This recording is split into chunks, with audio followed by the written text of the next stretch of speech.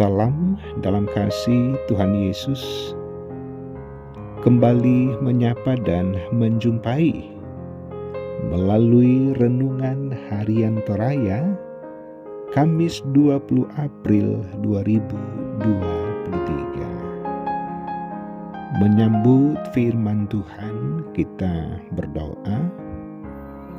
Bapa di sorga, syukur atas kehidupan hari ini yang kami boleh rayakan sebagai anugerah terindah dari Tuhan.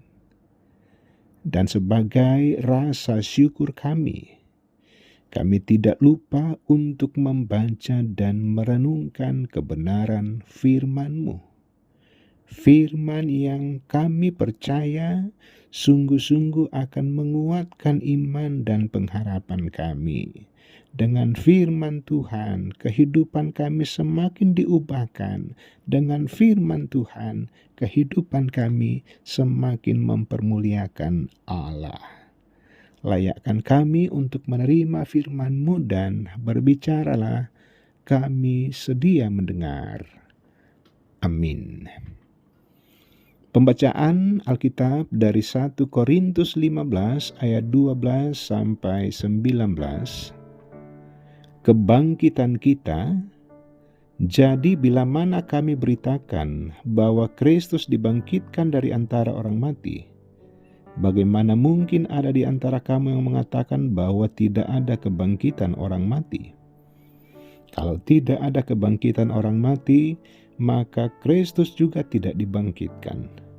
Tetapi andai kata Kristus tidak dibangkitkan, maka sia-sialah pemberitaan kami, dan sia-sialah juga kepercayaan kamu.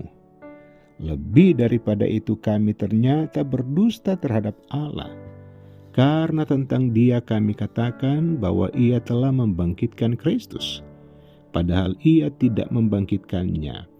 Kalau andai kata benar bahwa orang mati tidak dibangkitkan. Sebab jika benar orang mati tidak dibangkitkan, maka Kristus juga tidak dibangkitkan. Dan jika Kristus tidak dibangkitkan, maka sia-sialah kepercayaan kamu dan kamu masih hidup dalam dosamu. Demikianlah binasa juga orang-orang yang mati di dalam Kristus. Jikalau kita hanya dalam hidup ini saja menaruh pengharapan pada Kristus, maka kita adalah orang-orang yang paling malang dari segala manusia.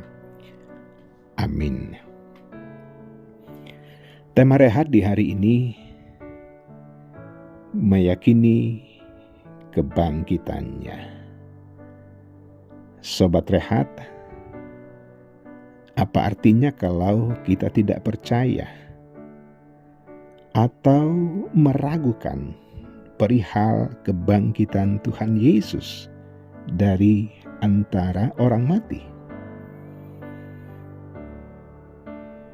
Jikalau orang sangat yakin bahwa Yesus tidak dibangkitkan dari kematian,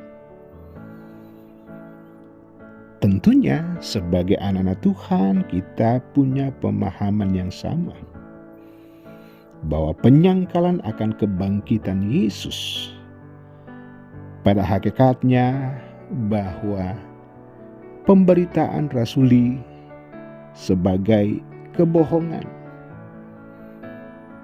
iman sebagai ajaran yang sia-sia.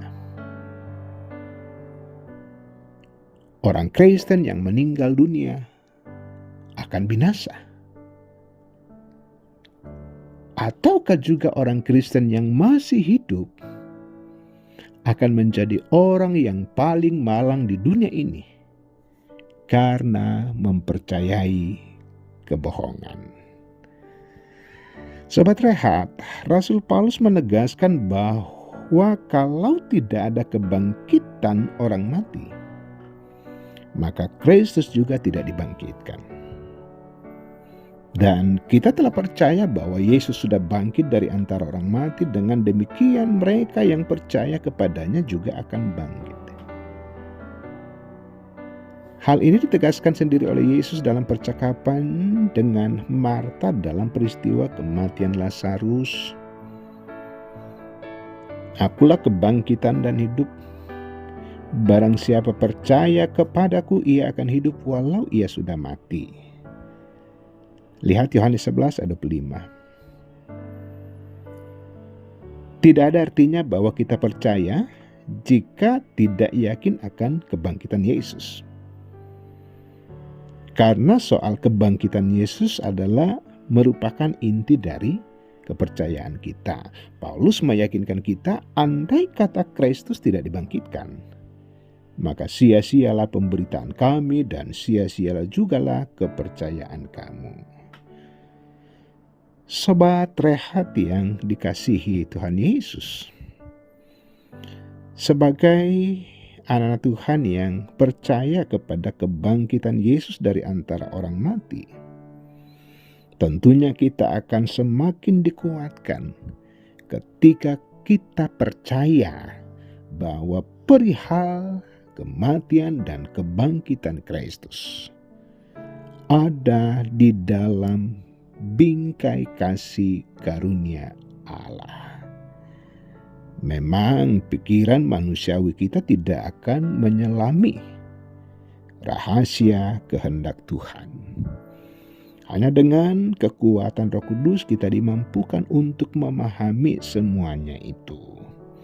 Karena itu meyakini kebangkitannya, karena Allah sendiri berada di balik peristiwa itu. Amin. Kita berdoa. Bapa di sorga, syukur atas waktu dan kesempatan yang sejenak adanya, namun indah ketika waktu yang terbatas kami pakai berelasi dengan Tuhan.